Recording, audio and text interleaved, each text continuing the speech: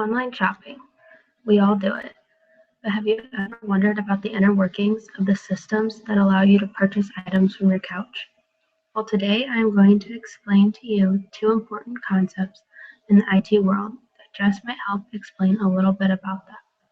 Systems development lifecycle and electronic commerce. Systems development lifecycle is the process for planning, analyzing, designing, implementing, and maintaining an informational system.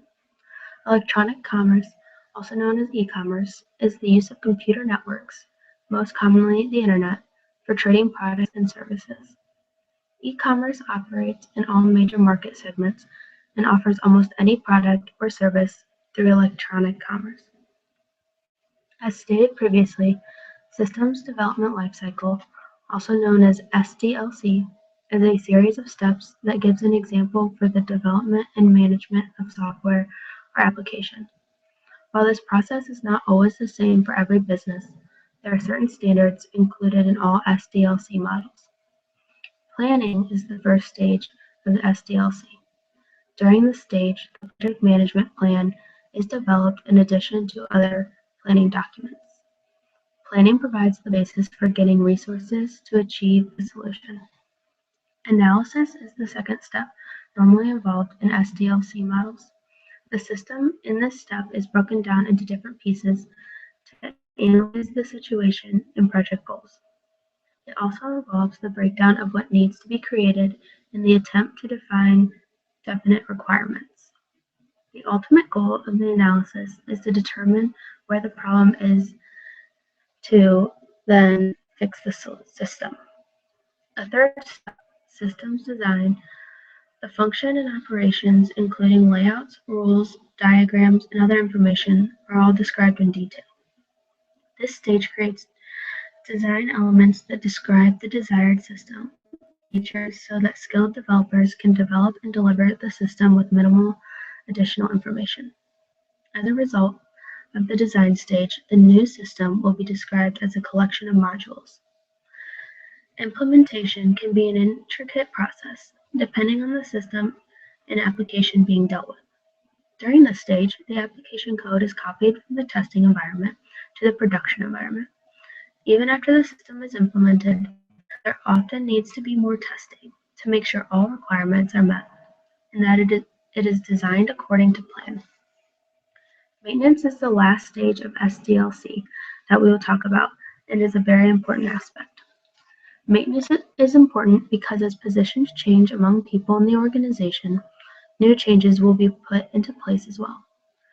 Sometimes new users will attempt to do things the application is not designed to do, and it is up to the support team to educate the users, which is why it is important that the personnel be in place to handle any issue that is a result of the maintenance. The system development cycle applies to both hardware and software arrangements. This is because a system can be composed of hardware only, software only, or of a combination of both hardware and software. Now that you know a little more about SDLC, our next topic is electronic commerce, which, as stated earlier, is the use of computer networks, such as the internet, to trade services and products. E-commerce is operated in all major market segments: business to business, business to consumer, consumer to consumer, and consumer to business. Business to business is described as the commerce transactions between two businesses, such as a manufacturer and a wholesaler, or a wholesaler and a retailer. Business to consumer is described as the commerce transaction between a business and a consumer.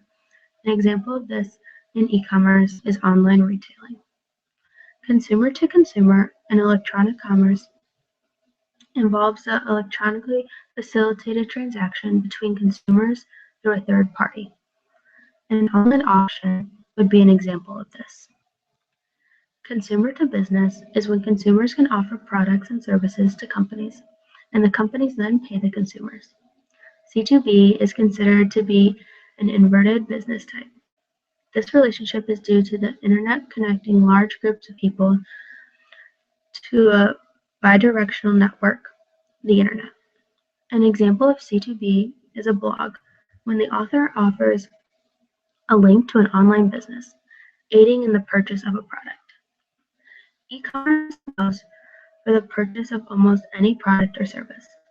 In the category of online goods and services, e-commerce allows for the selling of ebooks, software, and streaming media. For retail services, banking, flower delivery, DVD by mail, food ordering, pharmacy, and travel are all involved.